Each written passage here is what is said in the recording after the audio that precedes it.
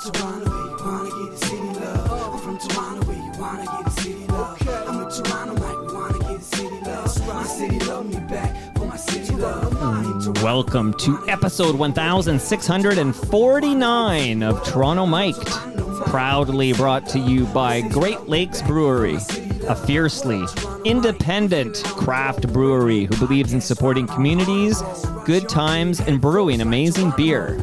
Order online for free local home delivery in the GTA. Palma Pasta.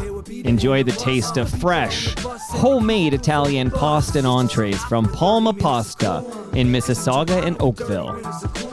RecycleMyElectronics.ca.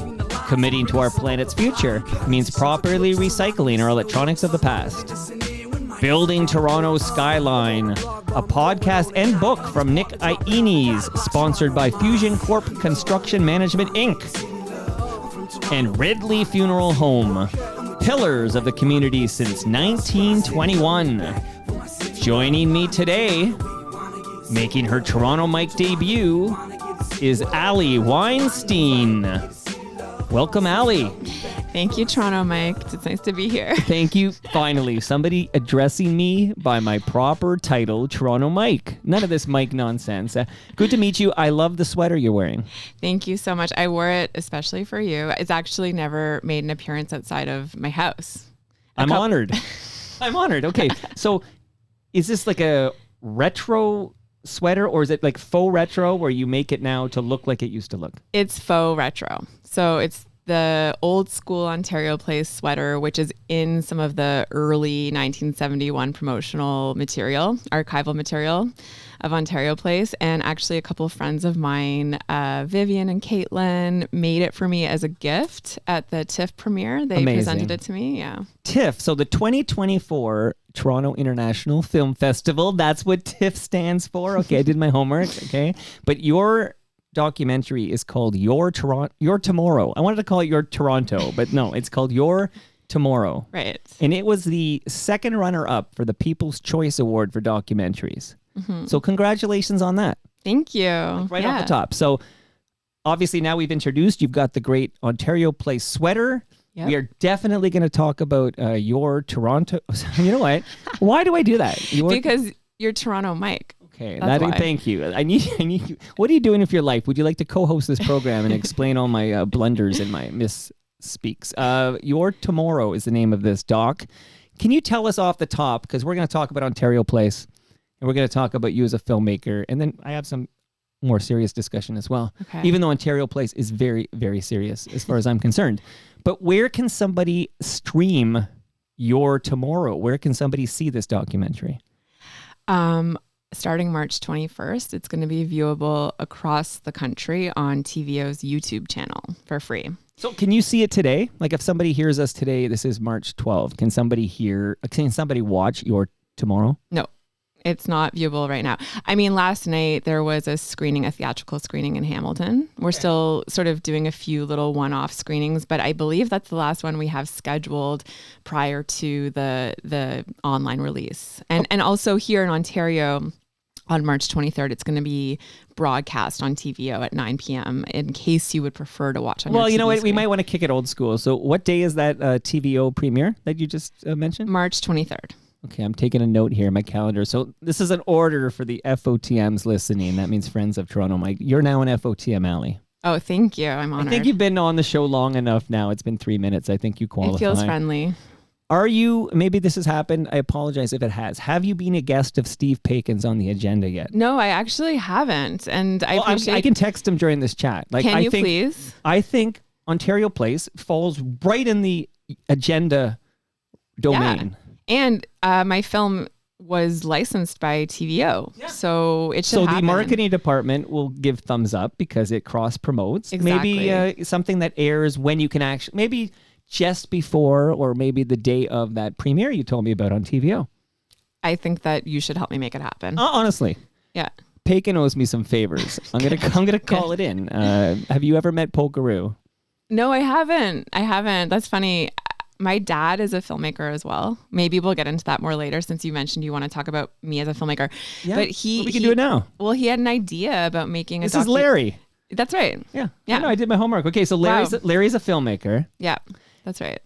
Go on. Well, I was just going to say that he has an idea to make a documentary about Pokeroo specifically because... Oh my God. So, you know what? Go get your dad. I need him on Toronto Mike only because the amount of time I have a regular, I would say frequent episodes with Ed Conroy, who's also known as Retro Ontario. I know him. Later, I have a song I pulled from his YouTube channel, and I always endorse. He's an FOTM Hall of Famer, okay? So I'm always promoting Ed Conroy's work. Yeah. But we often, I mean, I'm older than you, okay? I grew up in the 80s, particularly the early 80s. This is what's forming me, and there's a lot of TVO in that mix. Yeah. And Pokeroo, I think Gen X Ontarians, is that how you call us, Ontarians? Yeah. Yeah. I think we deserve a Pokeroo documentary. Okay, that's good to hear. I'm going to tell my dad that there's at least one viewer who wants to see And at least one podcaster will talk to Larry about Pokeroo. Yeah, you guys should workshop the idea. Maybe, is he allowed to come on this podcast like in pre-development stage to talk about the... Okay. Of course. So Larry Weinstein, if you're listening, will Larry listen to this episode of Toronto Mike with his daughter? He actually will, because I think he's my biggest fan. Like, he has that Google alert on me, and like when he has the ability to listen to this online, he will listen to it. He'll be the first person listening. So, growing up in a home with a filmmaker like Larry Weinstein, did you just see your dad doing his thing and say, I want to do that? Kind of. I didn't realize it for a while. Like, I think what I saw was that he was a total workaholic, but I didn't think of it as being a workaholic. He just really, really loved what he did. And I think for a long time, I didn't know what I wanted to do. And I went to school for like English and philosophy. It's funny, 'cause I went to school for English and history. Oh, yeah. And I'm not sure why I did it, except you need to do something after high school. Exactly. And I think we did come up during a time where it was just like get an education, and that's changed a lot in terms of, I mean, the job market's now it's different. Like go be a plumber. Yeah, which is smart. Yeah. So I didn't know what I wanted to do. And I think after undergrad, I was like, maybe I'll keep studying and become a professor. And there's just like something clicked for me one day where I kind of cut out a section. I also then went to law school for a little bit, but then I don't bury the lead here. Why did you quit law school? I quit law school because I realized I had no idea why I was there other than to like stroke my own ego. Like I was like, oh, it was like a test of like, can I do well at the LSAT? Can I get into law school? Like this is what a lot of people who came out of my English program did in order to get work. And so when I got into law school, I was like, I guess I'll go. And then I got there and realized other people wanted to be lawyers. And I was like, oh shit, I don't think I want to be a lawyer. So you went to law school and then you had this epiphany like, the down the road, you're going to have to like, I don't know what that's called, pass the bar or something. And you had to become like Lauren Honickman or something. It just wasn't for me. So I quit. I didn't really have a plan B. And then I just started connecting the dots and I realized what my dad does, because he makes documentaries specifically. He has worked a little bit with actors in his documentaries, but I felt like it was like getting really deep into ideas, writing essays, almost being like a sociologist or a historian, depending what your film's about, and just making a visual essay in a way. So I just got intrigued by it and kind of started to dip my toes into that and eventually went to school for it. What's your favorite Larry Weinstein film? Oh, wow. Actually, I have a few. Have you seen a Larry Weinstein film? There's definitely a lot I haven't seen. He's really prolific. He's been really prolific. I think growing up, my favorite was one called Mozart Balls, which he made a lot of films for a long time about classical music and composers. Oh. And Mozart Balls in particular is not so much about Mozart as a man or a composer, but more about a few different people that he found who are obsessed with Mozart and their stories. And it was it's like a real character study, and you end up learning quite a lot about Mozart through it. Like one of the characters in that film is a person who believes that Mozart walked into her body and she now is the modern day reincarnation of Mozart.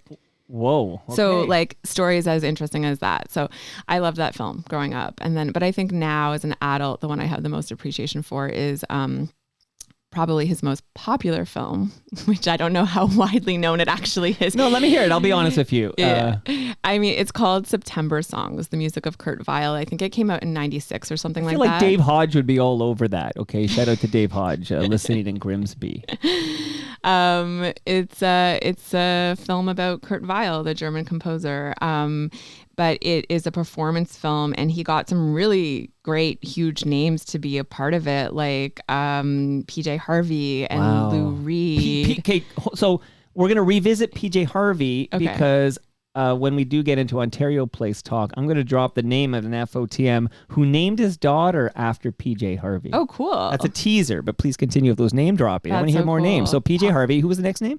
Lou Reed. Wow. Yeah, Kevin Hearn was with Lou Reed when Lou Reed passed. Kevin Hearn now currently with the Bare Naked Ladies. Oh, wow. He helped Lou Reed with his shedding his mortal coil. Oh my gosh. I know. And he did the same for Gord Downey.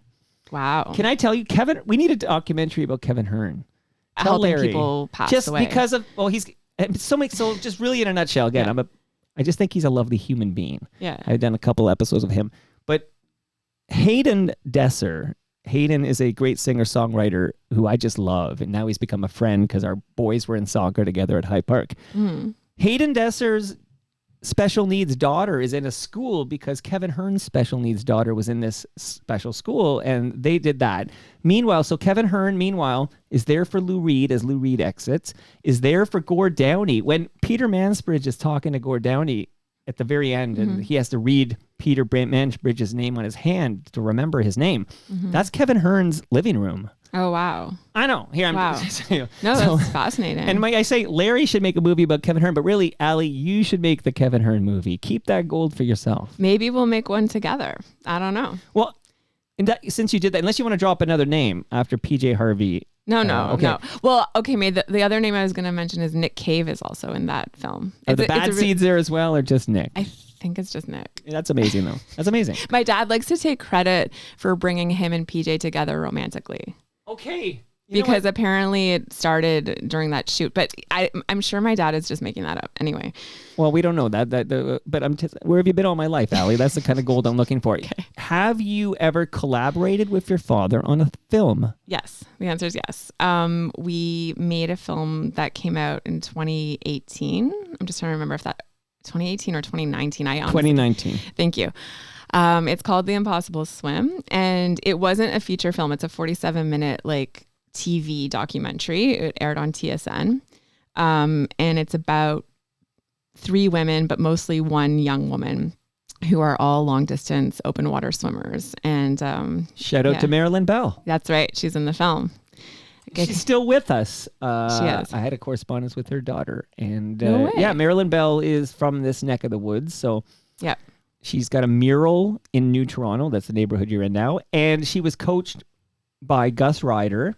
Gus Ryder, there's a pool named for Gus Ryder, a stone's throw from here. Yep. And along with her, there's a guy named Cliff Lumsden, who is a open water being trained by Gus Ryder. And literally this morning, I took a photo of my bike. I put it on my Blue Sky account of my bike in Cliff Lumsden Park. Oh, cool. Back to the open water swimmers. That's here. wild. That's unbelievable. Yeah, a lot of amazing open water swimmers from this neck of the woods, and a lot of women. I mean, Cliff too, but lots of women. Sure. Well, Marilyn Bell is just a living legend. She is. Yeah, she is. And Cliff Lumsden, when he passed away, his funeral was at Ridley Funeral Home, which is 14th and Lakeshore. Brad Jones from Ridley Funeral Home has a great podcast called Life's Undertaken, and he sent over for you, Allie, a measuring tape from Ridley Funeral Home. This is so cool. I actually need this because when you're trying to buy clothes online, I never know what size I am, and I don't have one of these. This is perfect. Well, now finally, we've taken care of that. We've solved another problem for you, Allie. We're going to try to solve all the problems in this conversation. I've been itching to crack open my Great Lakes. Yeah. So this is from Great Lakes Brewery, brewed right here in Southern Etobicoke. Delicious craft beer. This one's cool. Yeah. Oh, great. So in front of the mic, we'll listen to you crack open your GLB lager. All right. Let's see if I can do it. Hang on. Okay, you passed the first test there. I actually have, they brought over a fighting weight. This is the Octopus Wants to Fight, but it's the fighting weight version, and it's an IPA. Oh, nice. That sounded good. Well, I've only done it 1,649 times. So cheers to you. Cheers. Thanks for the beer. Get you all relaxed here. And you are bringing some home. I don't know if Larry gets any of these or if they're all for Allie, but you got some fresh craft beer. Thank you. That's the pause while I slurp. Okay. Well, let me get this out of the way, and then we're going to dive into Ontario Place. Yeah. But I have in my freezer upstairs a large lasagna from Palma Pasta. Would you like some delicious lasagna to take home with you? Yes, I would love that. Truly. It's a trick question. Not a trick question. Okay, so you'll get your Palma Pasta lasagna, and then just a piece of information for you, for Larry, for all the listeners. We're all gathering at Great Lakes Brewery on June 26, 2025 from 6 to 9 p.m. Great Lakes Brewery is 30 Queen Elizabeth Boulevard near the Costco, like Royal York and Queensway area. And Palma Pasta is going to feed us. So Great Lakes will buy you your first pint, and then Palma will feed you. So, Allie, if you're in town, you should come to this. You get free food, drink. We can hang out for a bit. It would be awesome to have you at TMLX 18. Sounds fun. All right, we're going to get to Ontario Place very soon. But I did, before we get there, I was going to ask you about just like another small world story. So I do some work for a place called the Bespoke Wellness Clinic, and they're at 1 Yorkville.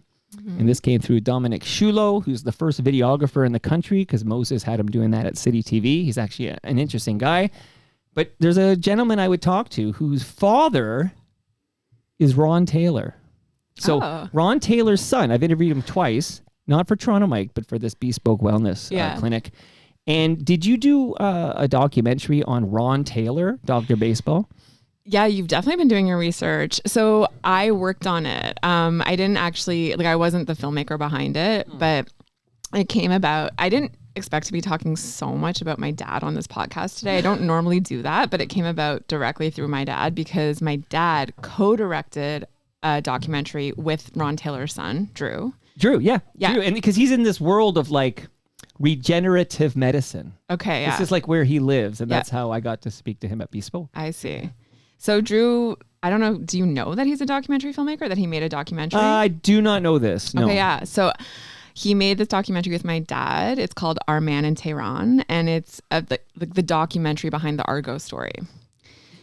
Right, because we got cut out of that Hollywood film, right? Exactly. Yeah. So they worked on that together, and after that, I don't know. I think Drew was making this short film about his dad, and at the time, I was sort of coming out of film school, and I didn't really know what I wanted to do in the film landscape, and I had just been learning how to edit, and I think my dad marketed me as an editor, and so Drew hired me. This is the Larry Show. At some point, we will get to Ontario Place. Is he going to come back? Does he have a role in the new documentary or tomorrow?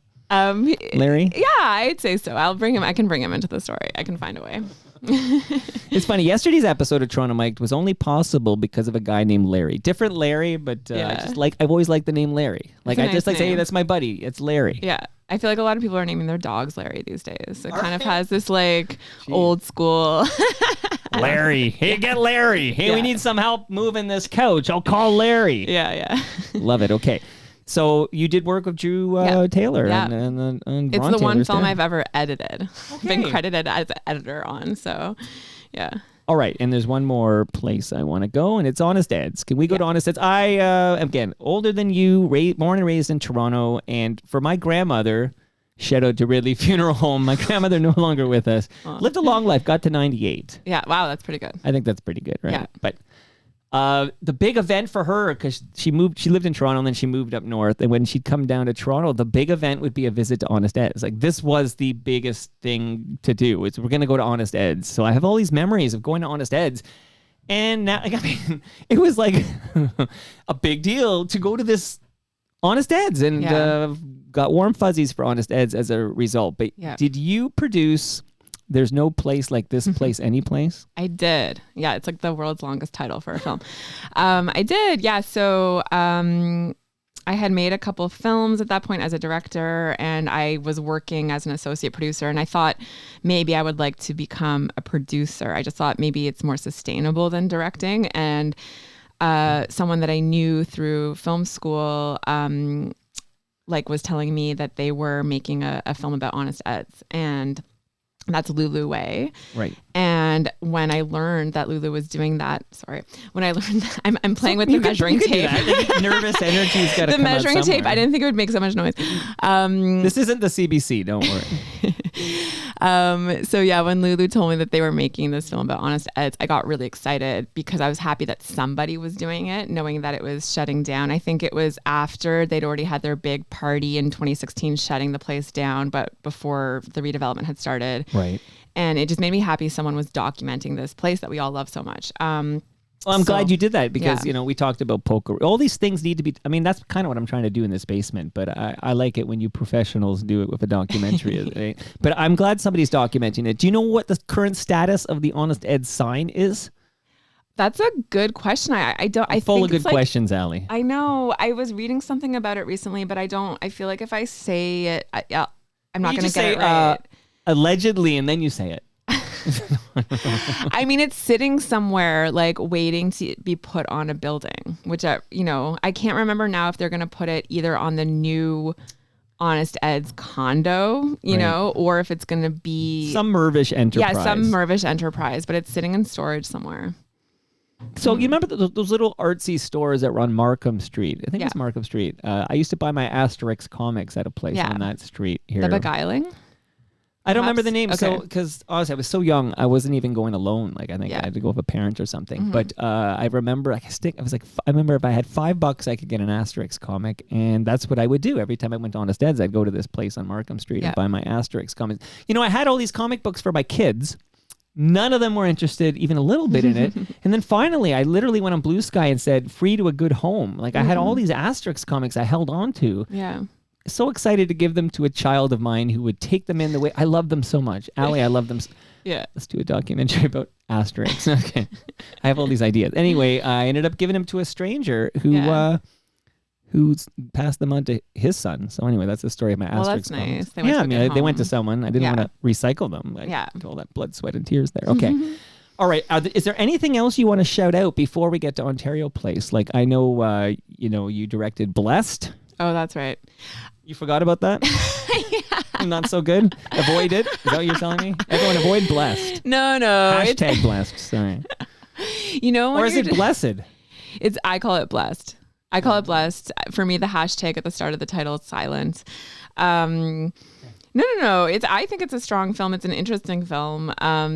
It's, when you work on something and it's like the process of making it is embedded with the work itself. Sure, of course. Yeah. So anyway, it came out right at the start of the pandemic, and some of the last, it was a challenge in the final birthing moments of that film. And so I think I'm like, wow. And it didn't really. You can't separate the, it's like when you eat a hot dog, right? It's like, if you just saw a doc on how they made the hot dog, you can't really separate these things. Yeah. But I mean, it's an interesting film and yeah.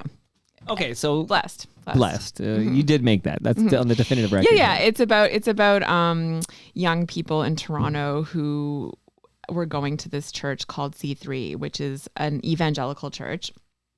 People might be more familiar with a different church called Hillsong because Justin Bieber went to it at one point. A really, really big evangelical mega church that came out of Australia originally. And C3 has actually got a super similar story, also originally from Australia, just hundreds and hundreds of churches around the world.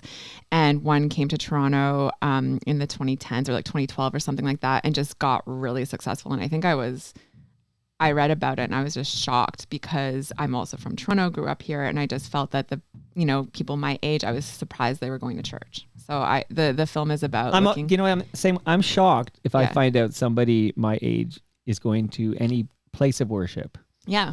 It's like, I'm like, oh, okay. It's like, okay. Yeah. By the way, so we're going to dive into your Toronto and Ontario Place. I got some audio here to guide us along, and then we're going to have a serious chat about something else. But I am curious what your next project is, and do you hate that question? Like, I would think if I was a filmmaker and I'm not, it's not even on TVO yet. We have to wait a couple of weeks here. Like, don't ask me about the next thing. Like, I'm all about your Toronto right now, but do you know, are you already working on the next thing? Yeah, you said you were Toronto again. What did I call it? You're Toronto. Oh my God. It's okay. You're tomorrow. You're tomorrow. No, I don't think it's a bad question. I mean, if I had an answer to it, it would be a great question because then I could plug my next project. But I don't. Or at least give me an idea of what you're working on, and then maybe behind the scenes I could be like, oh, you should talk to this person or whatever. I don't know. I could play producer or something. Yeah, I mean, the reality is I actually don't know what my next project is. This one definitely took it out of me. It was an observational film. We'll get into it, but it was really... Well, let's get into it now. I'm going into it right now. So, Ali, in fact, because we need to drink a little beer and take a breath here, let's spend a couple of minutes listening to the trailer, and then we're going to talk about it. Okay, sounds good. This is the place to start. This is the place to grow. The vision and scope of Ontario Place, ladies and gentlemen, gives promise of our vast potential. In the first years, people loved it. But then something very strange happened. The government did not understand what had been created. This is a place that we have been repeatedly told is dead, is derelict, nobody comes here, and it's up for grabs.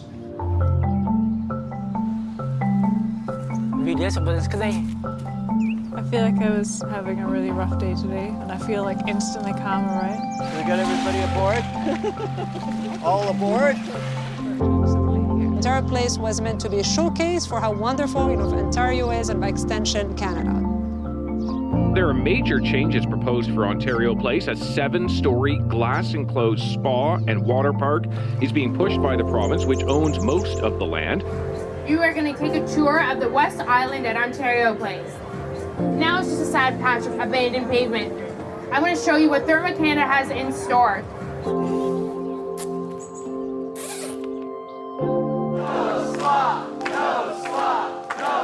The public space is going to be taken away from us here bit by bit. It takes community to stand up for this.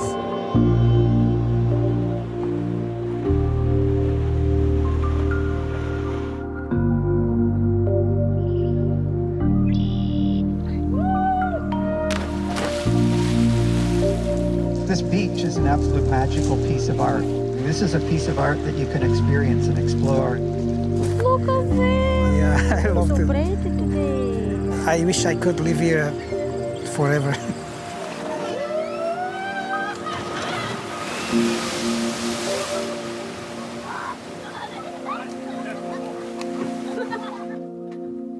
All right, Ali, my notes here say it's called Your Tomorrow. Okay, I realize it's my mouth when I start saying the word tomorrow does do a swerve on me, and then my mouth ends up saying Toronto, and I apologize. I have no idea why it keeps happening, but Your Tomorrow. No, it's just weird. It's like, what's wrong with me? Okay, can you psychoanalyze me for the next half hour, Ali? Do you have that kind of time for this? Okay, yeah. So Your Tomorrow is about Ontario Place, and listeners of this program know Ontario Place comes up often. There's a quarterly episode with Ed Keenan where we talk about what's happening at Ontario Place.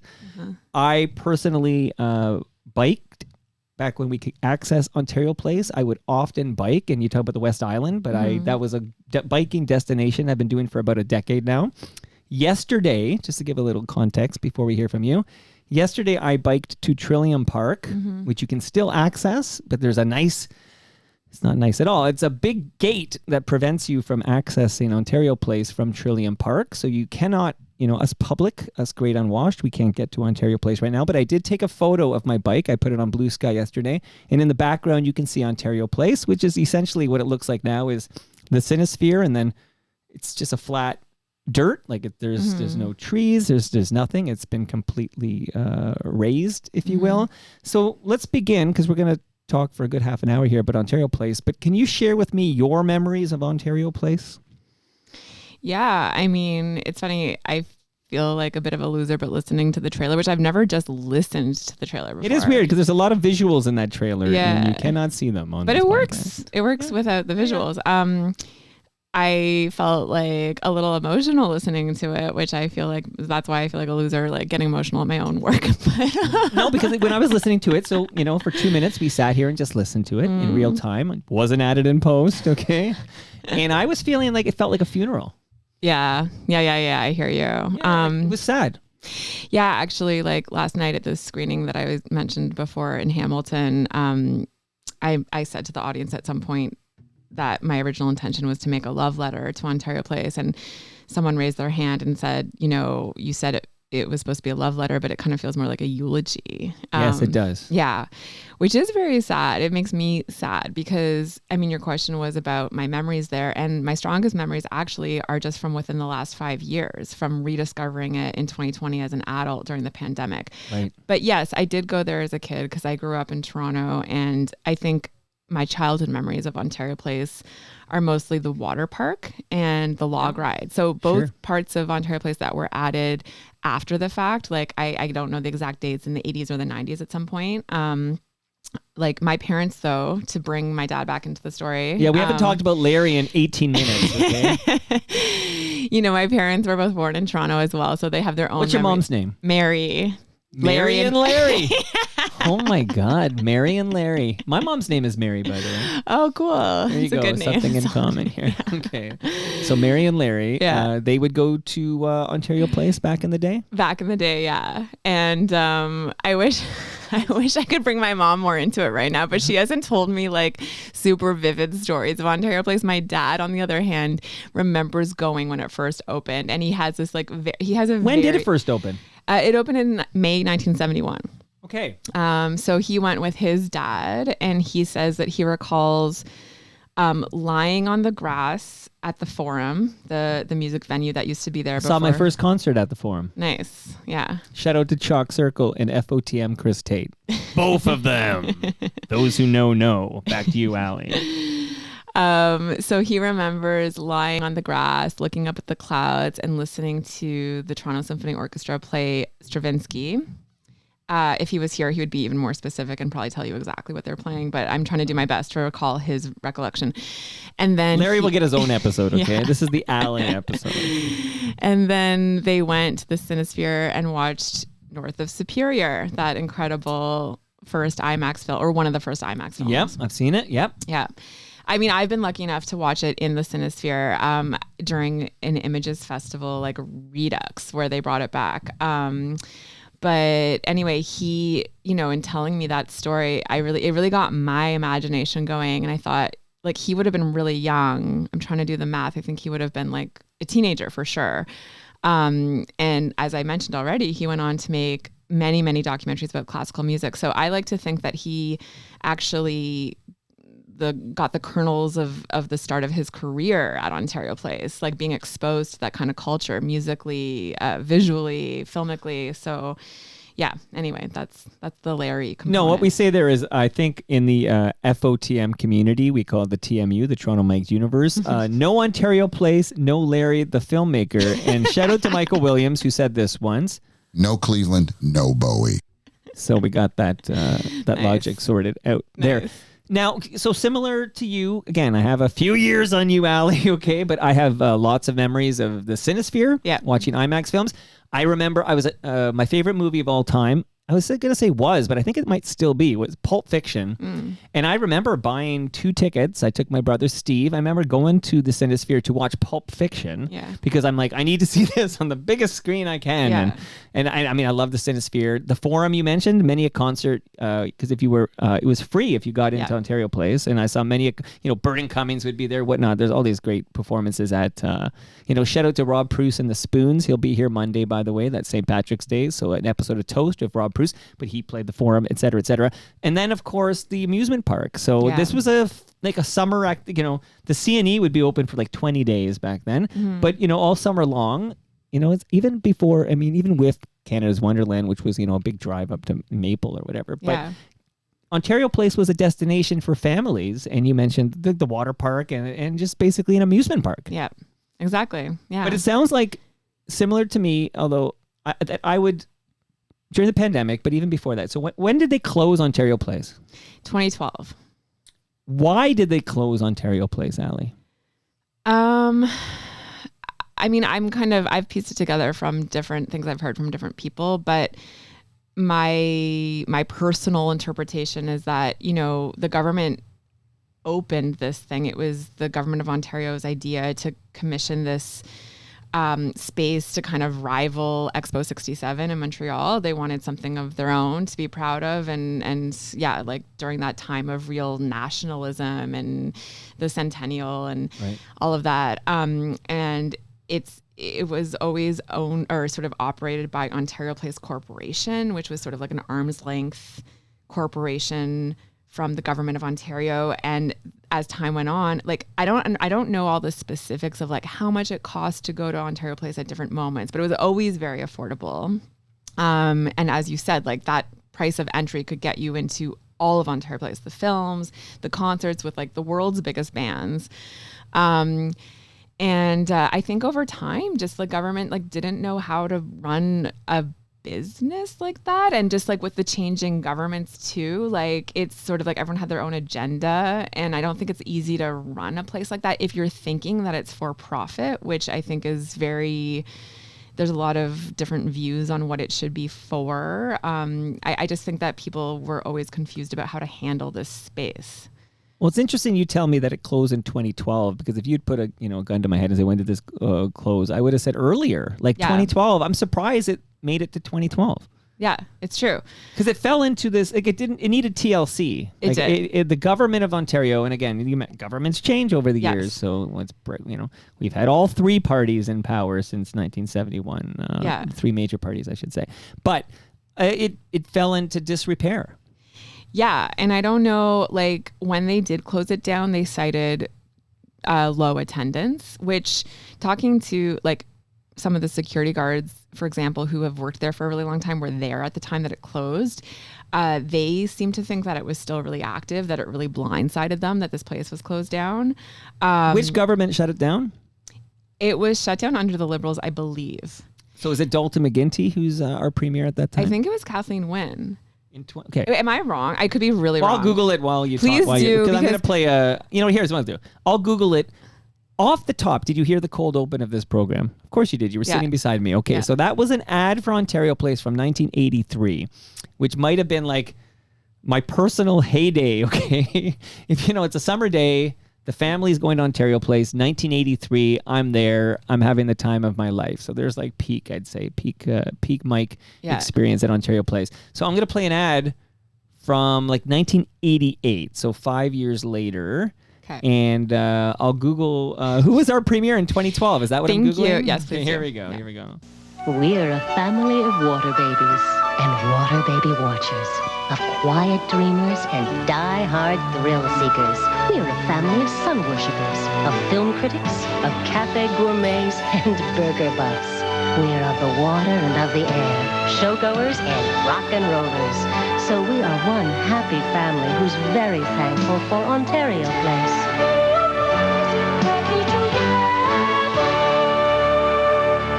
So there we are in the late 80s. We're still happy. The families are still happy for Ontario Place. And let me play the 1990 ad here before I reveal to you who was Premier of Ontario in 2012. I feel like I'm a radio guy now, backselling what you'll hear after this commercial break. Here we go. It's just huge inside. Immense. Well, The Sinister is different. Screams of excitement. for the kids at Children's Village, Children have a lot of fun. It's like a giant playground. there's so many things to do here. Every day. It's incredible. You see bears, you see these guys roughing it. Oh yeah, don't forget to bring your family. Ontario Place opens for summer family fun this weekend. Ontario Place, more fun every day. That voiceover guy sounded a little bit like Milhouse's dad. Remember when Kirk Van Houten, and he goes, I sleep in a race car. Do you? I don't know. Maybe you don't speak Simpsons. Maybe I'll No, go. I know. I can't remember Milhouse's dad, but I mean, Well, it looks a lot like Milhouse, because there's literally an episode where Milhouse, he learns if he wears a necktie and he tightens it, he sounds like his dad. Oh, that's funny. It's ridiculous. Like, Yeah, it's actually yeah. ridiculous. Well, there's some they made a lot of these things. So okay. By the way, quick check. So the answer to the trivia question is Dalton McGuinty. Yeah, you were Dalton right. McGuinty. I am right. Thank you. Dalton never been in the basement, but Kathleen Wynne has been in the Really? basement. That's cool. There you go. Shout out to FOT and Kathleen Wynne. I don't feel too embarrassed because she became premier in February 2013. So it was like not. It's close. Yeah, it was close. But I should say, like, I mean, I feel embarrassed because I made a documentary about Ontario Place, and I don't. Yeah, know, you're the expert. You got the sweater. I don't know this history, but I have a terrible memory. Clearly, the opposite of you. Like well, that's not necessarily. Listen, I can't even say your tomorrow. It's a different kind of memory. I have an okay short-term memory,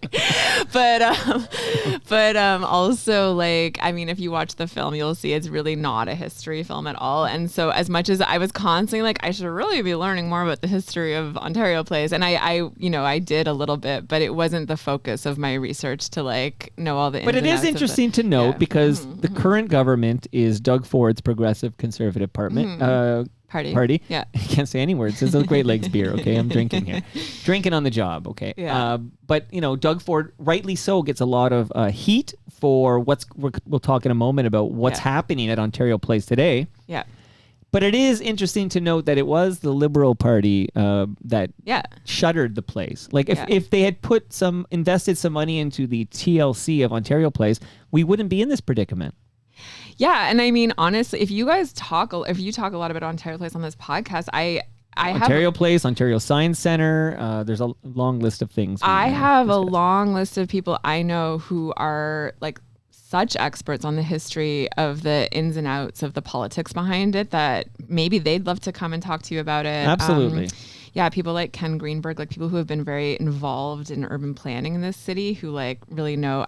It's just not the way my brain works to retain that type of. That's okay. Well, I won't ask you the nuts and bolts stuff. We'll stick, but I will right now quickly. I jumped to the live stream, live.torontomike.com, where it's hopping. A lot of people keen to talk about Your Tomorrow, the Ali Weinstein documentary, which will air on TV Ontario. And Jeremy Hopkins, Midtown Gord, he's talking about, boy, I miss Ontario Place. And then Jay Ho chimes in, he misses it too. Hey Ref is on the live stream and wants to know where you went to high school. Would you tell Hey Ref where you went to high school? I went to Jarvis. Okay, that's, my son's name is Jarvis. Do you know? Oh, cool. So there's a Mary, there's a Jarvis. We're covering all the bases here. Yeah. Okay, so you went to Jarvis. Yeah. Cool. Yeah. And then Midtown Gord points out that the Liberal Party shuttering it shouldn't have left it dormant, but they didn't sell it off, he says. So here, let's get back, because I do have a special song that I, thanks to Retro Ontario, I have to play for us in a moment here. But so this version of Ontario Place that you experienced during the pandemic. Yeah. Like, can you describe it? Because I know exactly what you're talking about, because it was a cycling destination and I would find myself in there 3 or 4 times a week. Yeah. So I know, but let's hear what you experienced when you would go for a walk in Ontario Place and during the pandemic. Okay, so for me, like I would say when it closed down, I honestly didn't even pay attention to it closing down because I was an adult. It wasn't being marketed, like it was a family destination, as you mentioned, like an amusement park in the summer. You were too old for it. I just hadn't gone in a really long time and I didn't really care that much about it. And then, just so I don't know, in terms of the timeline of events, one thing I do know is that, okay, it closed in 2012. They actually shut the gate so that you couldn't enter. But then in like 2015, 2016, they kind of reopened, like had a soft reopening, didn't tell anyone, but like suddenly you were able at least to just walk through the space during the daytime. Ali, interesting, because I don't remember this period where you couldn't access it. So maybe I wasn't doing that bike ride then. No, yeah, there was a brief period of a few years where I feel like they really shut it down. And then it just sort of like, they reopened the doors during the day. They had like a skeleton crew working security there. And it sort of became this de facto public park. But I think very few people were using it because even though it's this amazing, as we all know, like gorgeous waterfront land. Yeah. It is like a weird part of the city that people drive by a lot. And anyway, so in 2020, I was just spending a lot of time outside, walking a lot. And like one day I just wandered down there with my friend. We had like gotten takeout. We just like sat and ate. Did you go through Trillium Park? Yeah. Because there's 2 ways. There was, now that you can't get in there. But there was the 2 ways. Like I would often bike through Trillium, but there was that bridge kind of near where you enter like Molson, Budweiser stage.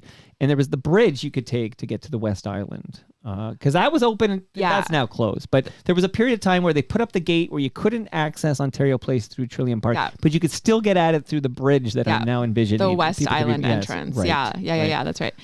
So there are two ways in, and so you're just walking around, and what did you I was just experience? walking around. We just sat on a hill overlooking the lake and ate our food, and it was like a summer day, and we just saw other people milling around. I think we might have seen like a group of people dancing. I think there was like a little dance practice because people just use it for so much stuff because it was free. And I think we just were really enchanted by this space and wandering around. It was like there were so many nooks and crannies to explore because the landscape design originally just had forested areas, beach areas, like all the areas where the log ride used to be, which now were overgrown, but very accessible. So it felt like you were urban exploring without having to work that hard. 100%, Allie. Yeah. It was like frozen in time, like you're you're Indiana Jones or something. Totally. And I would love to just, it was all abandoned and nature had kind of taken over. Yeah. And it was all way. kind of just very photogenic too. I've taken a lot of photos of myself when I was in Ontario Place, but it was great for exploring. But there was just a great deal of nature. And again, you mentioned PJ Harvey earlier, and I teased who I would shout out now. But Ben Rayner, who he still does some freelance work, but for many years he was at the Toronto Star writing about music. And Ben Rayner's been on this program many times. Ben Rayner named his daughter Polly after PJ Harvey. There's your fun fact. Nice. But his go-to secret beach was at Ontario Place Beach, which you cannot access today. Yeah. But that was his beach to go to. And, Ben and I have talked many times, like, how do we stop what's happening now? But this is a good segue to hear from you. And again, you're not the urban planner expert here, but you made the documentary Your Tomorrow, which people should watch when it's available to stream on YouTube from TVO, and you should watch that premiere. But what is the plan? As if I don't know, I'm just setting you up here. But what is the plan for Ontario Place? So in 2021, Doug Ford announced that the West Island is going to be leased by Therme, which is an Austrian-owned company that makes spas.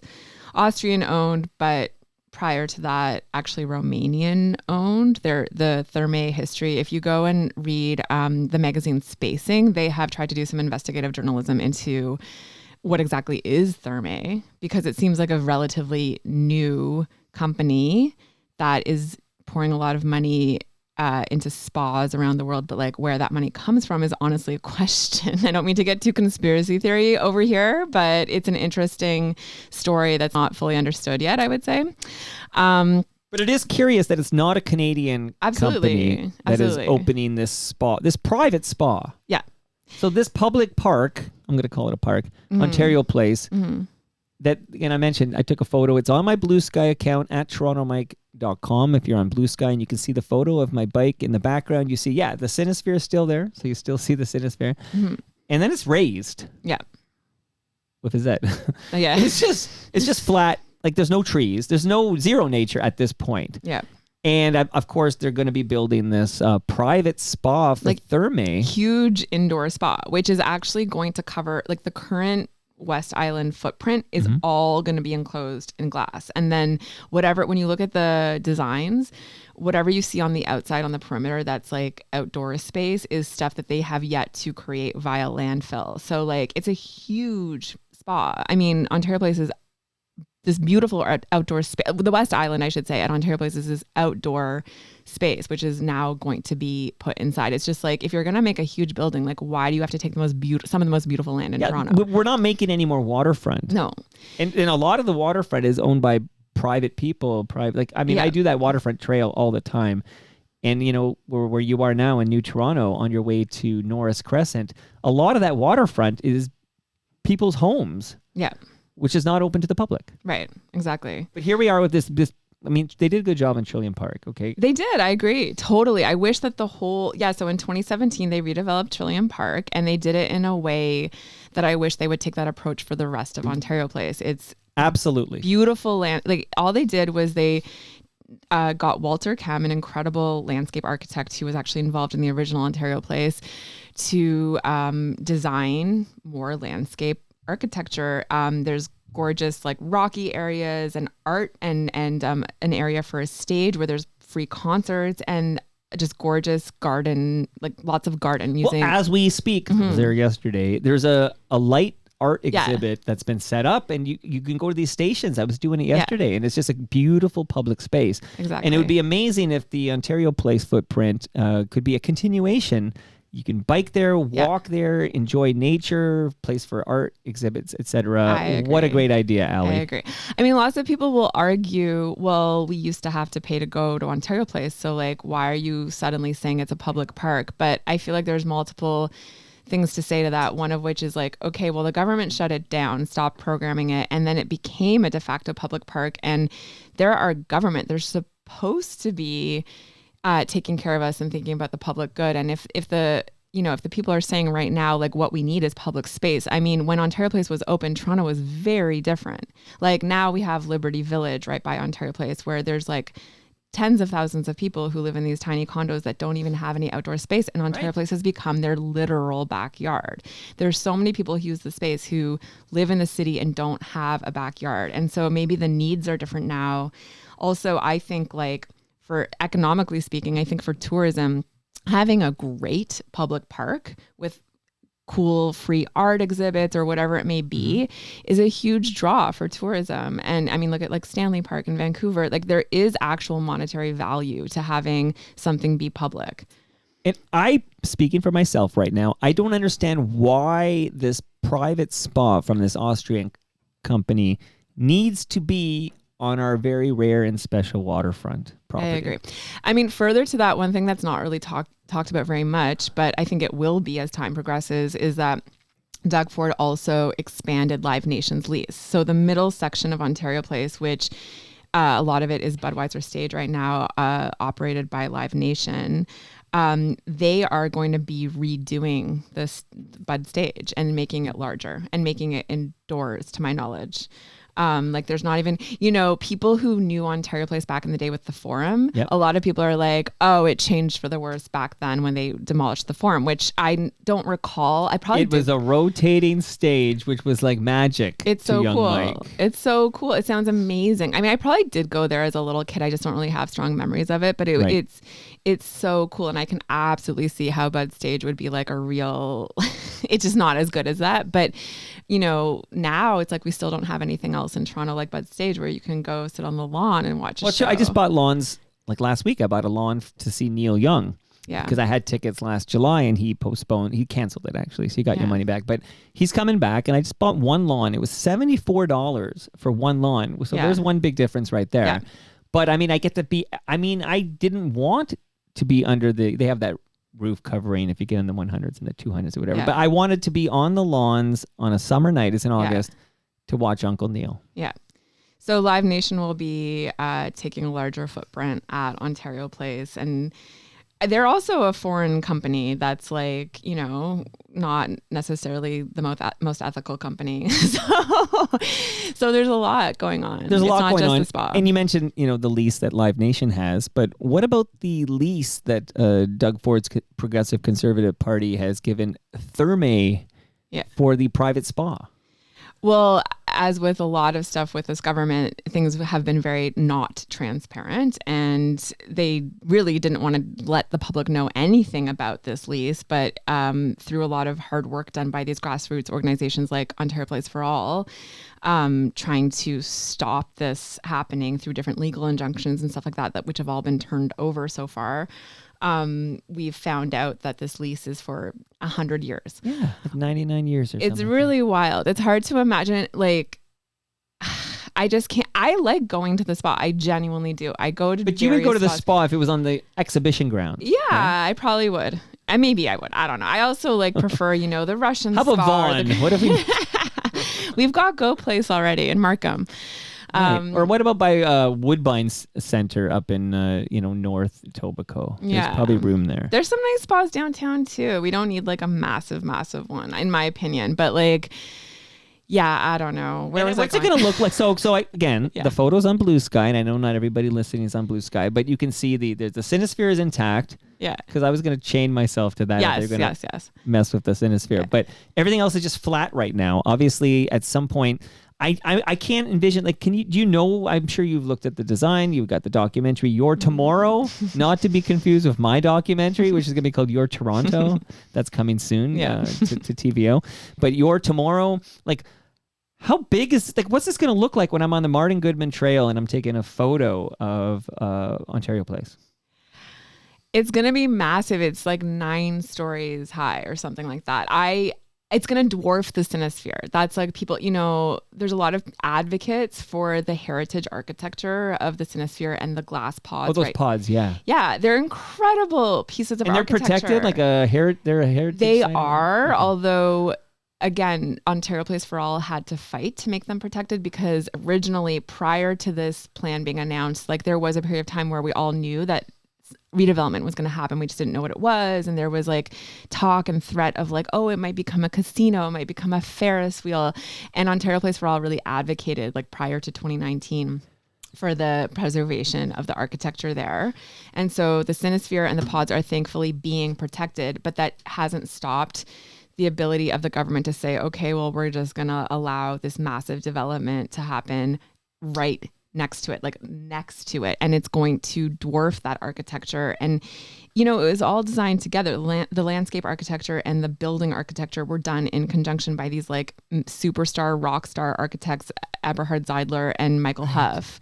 Right. And I mean, doing my research for the film, like I learned that the architecture of the Cinesphere and the pods, well, actually all of Ontario Place, it's part of this sort of like movement in the 60s of modernist megastructures, this idea of bringing the natural world into the urban world and like just creating this futuristic, idealistic vision for urban dwellers to have access to nature. And it's one of the only fully realized, in fact, I think it's the only fully realized megastructure architecture in the world. So I think people who are really invested in that aspect of it, the heritage of the architecture, are like, okay, it's great that they're not going to be torn down, but by adding this massive building directly next to it, it changes the experience and the feeling. And I think the film, one of my biggest queries going into it is just sort of like, how is it that a physical space can affect us on an emotional level so much? And it's something that I think a lot of us who are not in that sphere of architecture or urban planning, we don't really think about. We take it for granted, how it really affects our mood and our way of looking at the world. And it does. And every time I would go to Ontario Place during the pandemic, I felt this sense of magic and magic's wonder. a good word for it. Yeah. There's magic inherent in that land. Definitely. So that's all changed already, sadly. And it's going to probably change even more with the building of the spa. And the fact is, and I had this chat with Matt Elliott, who has a great City Hall newsletter that people should subscribe to. Shout out to FOTM Matt Elliott, Graphic Matt. But I had like straight up, I'm like, is there anything we can do like as a city? But apparently there's nothing we can do because this is property owned by the province and Doug Ford has a majority government and it's happening. Like there's nothing we can do. Mm-hmm. I know, it's really depressing. I'm so depressed right now, Allie. It's honestly really depressing. Okay, so the private spa is being built. It's going to be opened. It's going to change how it all looks.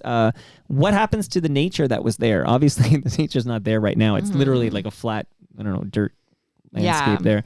But what happens to the nature that was indigenous to that Ontario Place? Well, and another thing that critics will say, I don't even know who these critics are, like people who... Who are these people, Allie? Who are these people? People who listen to what Doug Ford says and takes it at face value. I don't really know. Or like bots online. I'm not sure. But these people will say, it's not indigenous. Like it's not, Ontario Place itself was created out of landfill. It was all designed. So it's not like land, like it was created for the specific purpose of being Ontario Place. And at the time of creation, all these plants were planted then. So it's not like they've been there. So they're for saying centuries. we can kill them all now to build the spa and everything, and then we can plant them again? Yeah. I mean, yes. Yeah, that's the thing. But less space, of course, because this spa is large. Exactly. And I don't quite understand it all, but they're saying, in the new plans, they're going to replant the same number of trees that were demolished. But I mean, okay, so these trees were planted in like 1970 or so. Right. And that's a pretty long time. And these were mature trees. There was like a mature forest there. And there's a lot of wildlife that called the West Island home, especially since the closure in 2012 when there was less human traffic in that area and things became... Well, nature finds a way. I learned that from Jurassic Park. Yeah, exactly. The documentary film Jurassic Park. Exactly. I mean, there were foxes and beavers and lots and lots and lots of birds and ducks. And like there was so much wildlife, calling that space home. Coyotes. Now people are saying like in Liberty Village, there's been coyotes roaming. I've been reading about this on Reddit. They and think it's there's because of Ontario Place. So the trees being gone, like all, like we would see. Because they need to go somewhere. Yeah. Right. Oh my goodness, Allie, you know. So I'm going to just bring in the live stream and I'm going to thank a couple of partners and then ask you about something completely different. Okay. But let me see here. J-Ho says, he mentions that it was the world's first permanent IMAX theater as Cinesphere. But that's protected, right? I don't have to the Cinesphere is not going anywhere. That is going to remain, right? That's the plan. I think we all should stay vigilant, though. I really do. Stay vigilant. Yeah. Midtown Gord says frozen in time is the perfect way to describe it. He goes, it's hard not to turn this into a conspiracy. It does smell to the high heavens. That's why I've been every quarter when Ed Keenan comes on, I kind of sound like a broken record at this point. But forget the fact that it's a progressive conservative party. If it was the Green Party, if it was the NDP, if it was the Liberal Party, you can smell this deal and it stinks. Like there's something rotten in the state of Denmark. It smells to me, again, this is just Mike speaking for Mike. But Andrew Ward says, when Ontario Place was opened, Premier Davis said, it is a stimulating and permanent symbol of the work and achievement of the people of Ontario. The vision and scope of Ontario Place gives promise to our vast potential. And then his words, what the fuck? Yeah. Yeah. Well, that quote is in our film. Like we have that archival footage showing Bill Davis saying that, which that archival footage, by the way, came in the final hour. We had a lot of our archive is from the Archives of Ontario, which has incredible documentation. Anyone can go ask them for archive. It's very, very affordable, but they're understaffed. So like we put in orders for archive. This is when you need to make that call to Pagan again. Yeah, exactly. Because Pagan and Bill Davis, absolutely. And shout out to Ridley Funeral Home on Premier Davis. But J-Ho, seems like the current conservative government is trying to eliminate its past projects that leaned more towards the liberal way of doing things. This is J-Ho speaking for J-Ho.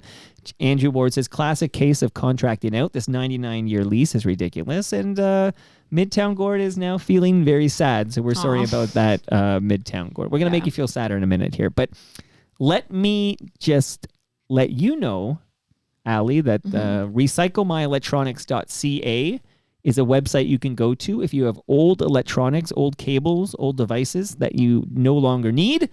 Don't throw that in the garbage because those chemicals end up in our landfill. Go to recyclemyelectronics.ca, put in your postal code, and find out where you can drop it off to be properly recycled. You got it, Allie? I got it. How's your beer? It's great. I'm really enjoying it a lot. Shout out to Great Lakes Brewery. And speaking of shouts out, Nick Iones stepped up to help fuel this real talk. Nick Iones has a podcast called Building Toronto Skyline, and I highly recommend it. The most recent episode, it's not about the Therme Spa. Maybe one day we'll get to that. It's about One Young, where the Toronto Star building was. That footprint, it's going to be 105 stories. So we talked to Pinnacle. I know. Wow. And I don't have it here in front of me, but it was, I think the penthouse of this new development will be exactly where the observation deck is of the CN Tower. Wow. What? No. Yeah, like that's how high it's going to be. Yeah, I know. So we talked to Pinnacle. The most recent episode of Building Toronto Skyline, we conversed with somebody from Pinnacle International. They're developing this condo residential tower. And yeah, it's 105. It's going to be the tallest building in Canada, the tallest skyscraper in Canada. And that's coming soon to One Young. They're already working on it. So learn more with Nick Iones, Building Toronto's Skyline. Okay, so that's a thank you to everybody. Again, this documentary is called Your Tomorrow. It's not called, if you're looking up Your Toronto, you're not going to find this documentary. It's called Your Tomorrow, and it's going to air on TVO. Remind us what day we can see it there. March 23rd. March 23rd, coming soon. Okay, that's very exciting to me here. Are you okay if I get a little serious and a little more serious? This is all serious, what's happening with this private spot. But I wanted to offer you, Allie, my sincere condolences because I want to speak about your Aunt Judith, if it's okay. I know, I'm sorry. And if you don't want to, that's okay. Because you're here to talk Ontario Place. And Mike's... No, I mean, it's fine. I can talk about it. I am so sorry that your aunt, Judy, was... killed when Hamas attacked Israel on October 7th, 2023. And I know there's no words that I can say to you, but just want you to know that we all feel that pain. I just want you to know. Thank you. That's really, really nice to hear. Thanks. And maybe would you just share a little bit about Judy Weinstein? Oh, that's nice. Yeah, Judy, my Aunt Judy, well, she grew up in Toronto in North York, near Bayview and Shepherd, with my dad. She was the oldest of 3 kids. My dad's the middle child, and they have... So this is Larry's sister. That's right, yeah. They have a younger sister named Andrea who lives in Connecticut now. But yeah, Judy was a writer, an artist. Like, she used to make these really incredible puppets, massive, life-sized, kind of scary puppets. She was a teacher to children, a special needs teacher, an English teacher, and she moved when she was very young in her early 20s to Israel.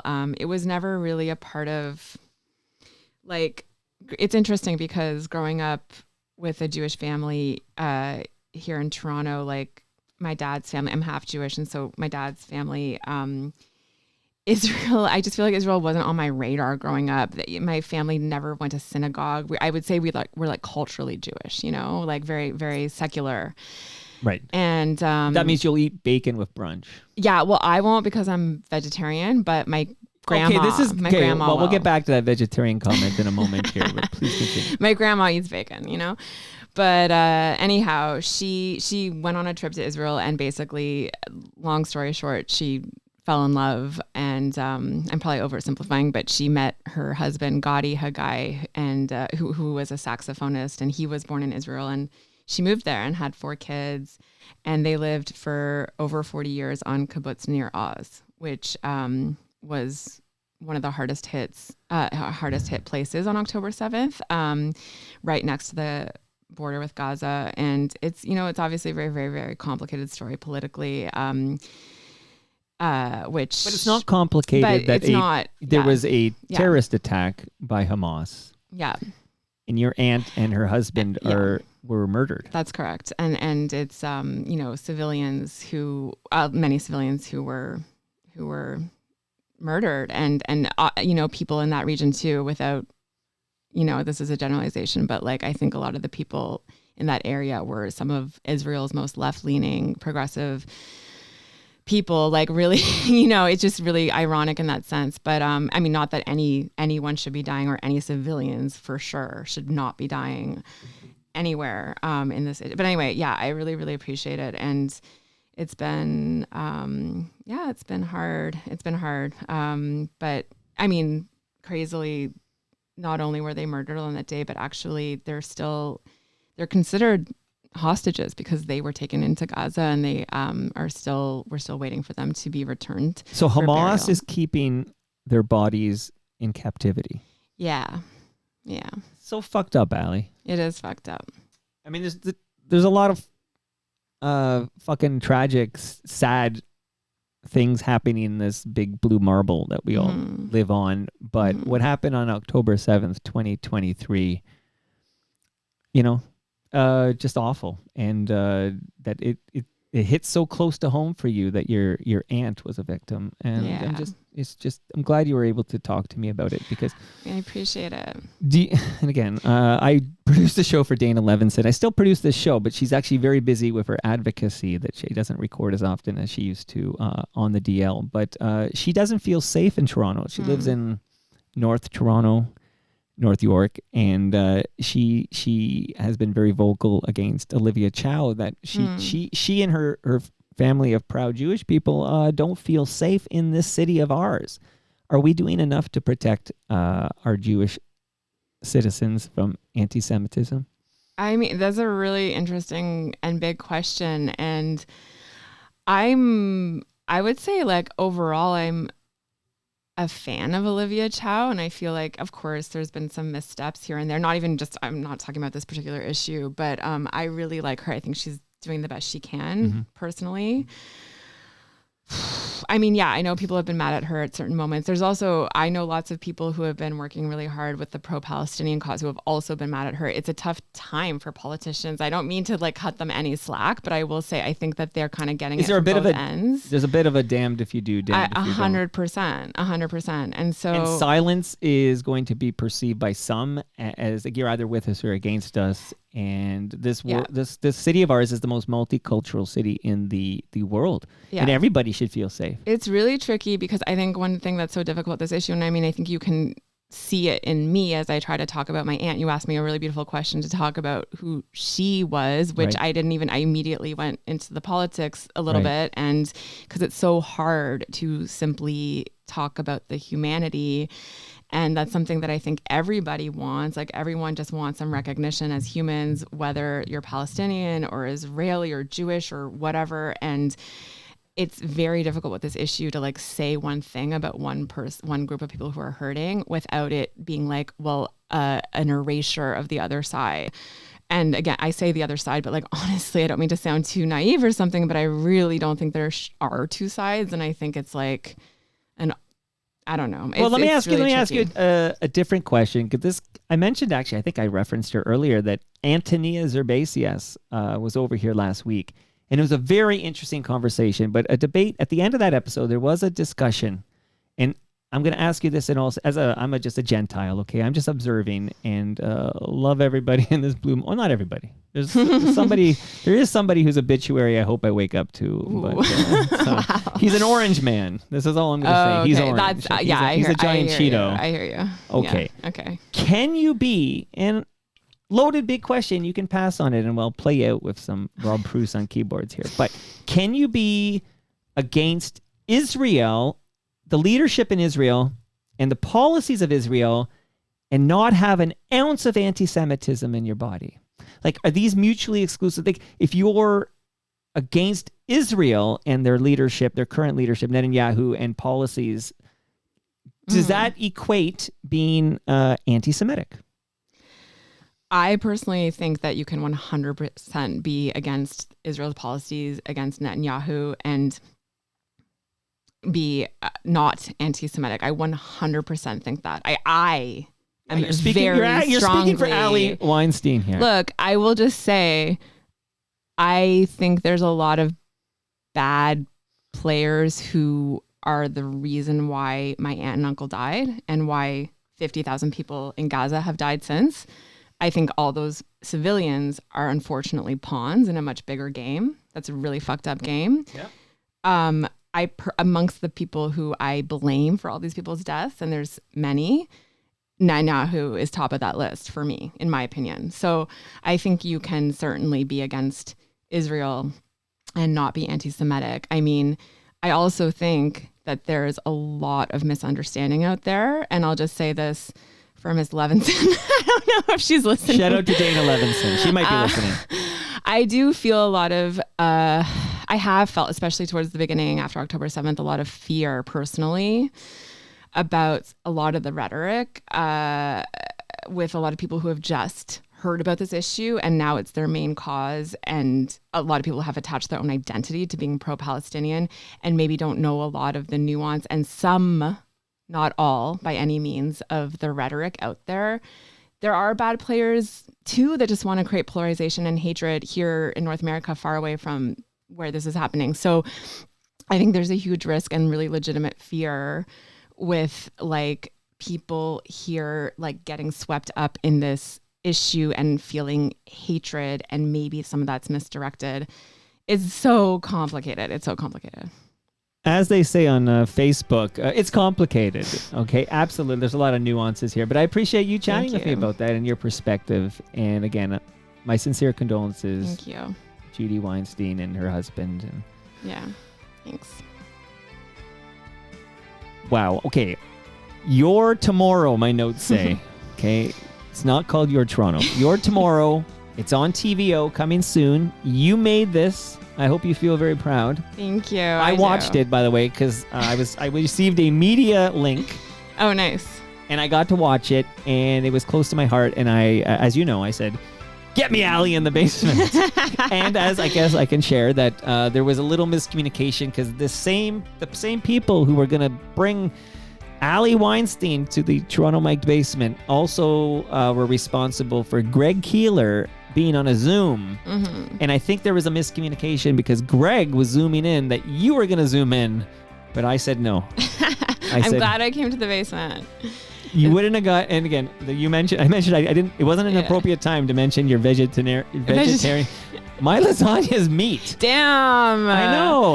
But you know what's funny? Tomorrow's guest won't mix meat and dairy. Okay. Therefore, I actually have one vegetarian lasagna in the freezer for tomorrow's guest. But this is my bad. I've screwed up. I'm wondering if I give you his lasagna. Well, and then I explain to Mike Wilner that I will bike over a lasagna when he gets back from spring training. I mean, I would take the lasagna because my editor of Your Tomorrow is about to have a baby any day, and I could donate it to her. She's not vegetarian. Okay. I could donate it to her meal train. What a sweet person you are. But you do get the beer. Yeah. And you got the measuring tape. Great. So life is good. Yeah. So thank you so much for this and that. Thank you. It was fun. Thank you for doing this. We got to take our photo by the Toronto Tree, and your editor is getting a meat lasagna from Palma Pasta, all beef. Okay. And that brings us to the end of our 1,649th show. Go to TorontoMike.com for all your Toronto Mike needs. Much love to all who made this possible.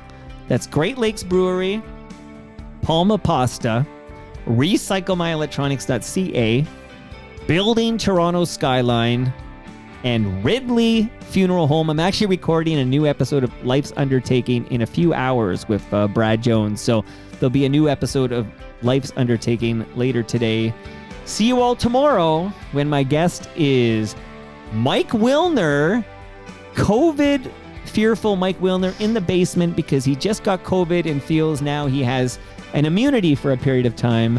So he's going to be in the basement. We haven't had Mike Wilner on in a while because of this cautious behavior that I madly respect. But Mike Wilner, tomorrow, Toronto Mike, that's episode 1650. See you all then.